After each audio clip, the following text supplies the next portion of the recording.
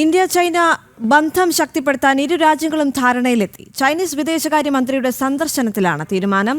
India America തീരുവ യുദ്ധത്തിനിടെയാണ് പുതിയ ബന്ധം.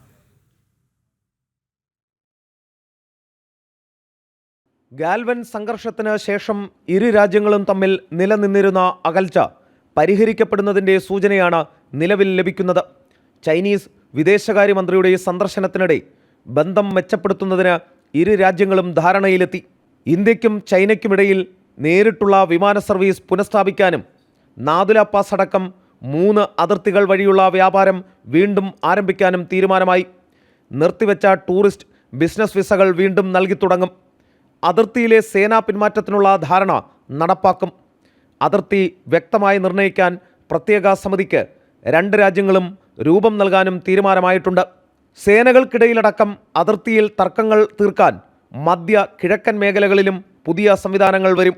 അതേസമയം അമേരിക്കൻ തീരുവ യുദ്ധത്തിനിടയിൽ ബ്രിക്സ് ഉച്ചകോടി 2026 ഇന്ത്യയിൽ നടത്താൻ ധാരണയായി. ചൈനീസ് പ്രസിഡന്റ് ഷീ ജിൻപിങ് ഇതിനായി ഇന്ത്യയിലെത്തും.